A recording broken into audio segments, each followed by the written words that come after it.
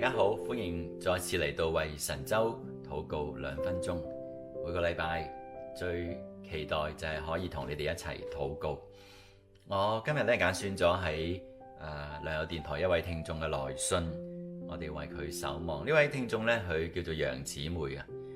楊姊妹咁樣講：我係聽你哋良友電台認識主耶穌嘅，亦都係跟住電台建立咗信仰嘅根基，一直咧到我喺教會服侍，聽良友電台嘅節目，亦都成為我嘅日常習慣。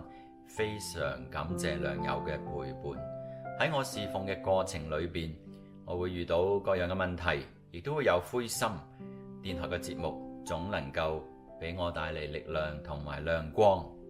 節目呢係深入淺出，又貼近生活，真係神所使用嘅好機構啊！並且電台嘅內容補足咗內地傳道人教導嘅不足，尤其係喺以前封閉嘅年代啦，電台嘅節目係帶俾我哋唔少信徒屬靈嘅餵養啊！願神加倍嘅賜福，使用你哋良友電台。我哋一齊低頭嚟對禱告啊！